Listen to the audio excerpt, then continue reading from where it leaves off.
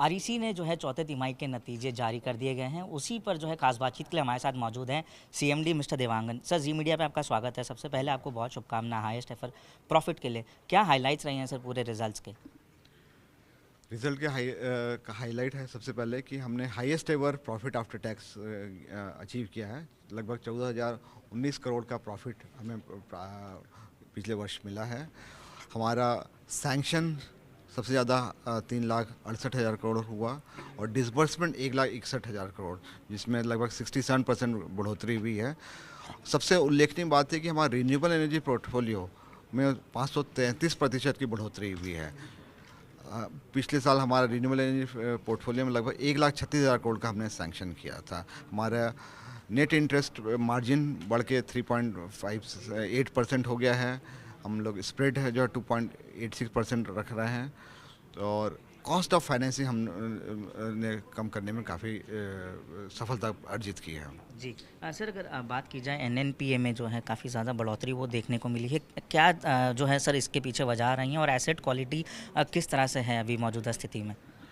हमारा gross NPA और net NPA दोनों कम होते आ गए हैं। ग्रॉस एनपीए हमारा लगभग 13,800 करोड़ है और नेट एनपीए केवल 0.86% है हमारा टोटल आउटस्टैंडिंग लोन का।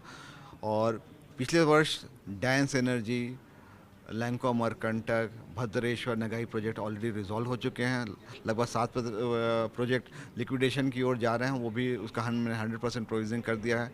रिमेनिंग जो ऑपरेटिंग एसेट हैं जैसे केएसके महानदी हुआ, सीनर का नासिक प्लांट हुआ, हिरनमई प्रोजेक्ट हुए, वो सब भी बिडिंग प्रोसेस में है। तो हम पूरा मानना है कि इस वर्ष हम लोग सारे ऑपरेटिंग एसेट्स का रिजॉल्व कर लेंगे और हम लोग नेट जीरो एनपीए कंपनी इस वर्ष के अंत तक बन जाएंगे। जी सर, अगर बात की जाए रिजल्ट्स की तो रिजल्ट्स में इम्पेयरमेंट लॉस जो है वो बताया गया है करीब 712 करोड़ का।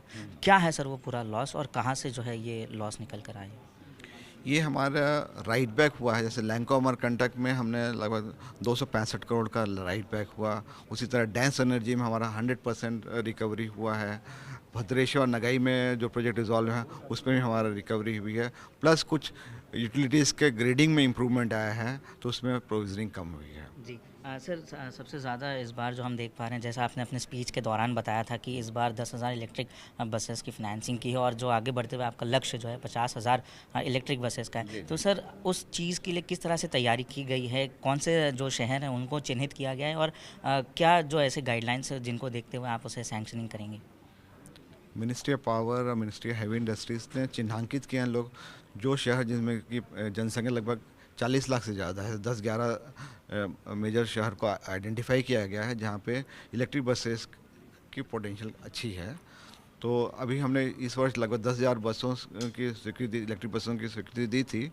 हमारा टारगेट है कि इस वर्ष हम लोग लगभग 50,000 नए इलेक्ट्रिक बसेस की स्वीकृति दे पाएंगे। जी सर, अगर बात की जाए FY25 की तो किस तरह के जो गाइडलाइंस हैं वो हम इस बार देख पा रहे हैं? अगर फंड रेजिंग की बात की जाए और एनपीए की बात की जाए तो कंपनी की तरफ से किस तरह की स्ट्रैटेजी जो है वो अब देख पाएंगे?